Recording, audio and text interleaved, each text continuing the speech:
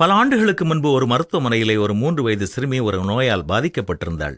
அந்த சிறுமிக்கு அவனுடைய 5 வயது சகோதரனிடமிருந்து இரத்தம் தேவைப்பட்டது. அவன் அதே நோயிலிருந்து சமீப காலத்தில் அதிசயமாக உயிர் பிழைத்திருந்தான். அந்த பையனுக்கு அந்த நோயை எதிர்க்க தேவையான எதிர்ப்பு சக்தி உருவாகி இருந்தன. மேலும் அவன் தன்னுடைய தங்கையினுடைய ஒரே நம்பிக்கையாக இருந்தான். நிலைமையை விளக்கி தன்னுடைய தங்கைக்கு இரத்தம் கொடுக்க தயாரா என்று கேட்டார். அவன் ஒரு கணம் மட்டுமே தயங்கினான். பின்னர் ஆழ்ந்து மூச்சு விட்டு, ஆமாம், என் தங்கையை காப்பாற்ற இது உதவும் என்றால் நான் கொடுக்கிறேன், எவ்வளவு வேண்டுமென்றாலும் எடுத்துக்கொள்ளுங்கள் என்று கூறினான். இரத்த பரிமாற்றம் நடந்து கொண்டிருந்த பொழுது அவன் தன்னுடைய தங்கையினுடைய பக்கத்தில் படுக்கையில் படுத்திருந்து அவளுடைய கன்னங்களில் நிறம் திரும்புவதைக் கண்டு புன்னகைத்தான்.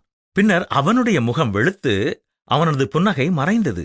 இறுதியாக அவன் பக்கத்தில் இருந்த செவிலியரை பார்த்து நடுங்கும் குரலில், நான் எப்போது இறக்க ஆரம்பிப்பேன் என்று கேட்டான். அந்த சிறுவன் மருத்துவரை தவறாக புரிந்து கொண்டு தன்னுடைய நோய்வாய்ப்பட்ட தங்கையை காப்பாற்ற தான் இறக்க வேண்டும் என்று நினைத்திருந்தான். உண்மை தெரிந்தாலும் மற்றவர்களுக்காக இன்று நாம் எதை எவ்வளவு இழக்க தயாராக இருக்கிறோம்? நம் சேமிப்பை கொடுப்போமா? நம்முடைய நேரத்தை கொடுப்போமா?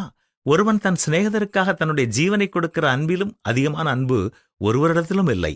நாம் பாவிகளாய் இருக்கையில் கிறிஸ்து நமக்காக மரித்ததினாலே தேவன் நம்மேல் வைத்த தமது அன்பை விளங்க பண்ணுகிறார் என்பதுதான் பரிசுத்த வேதம் சொல்லும் உண்மை. இதை நாம் நம்பியிருப்போமா?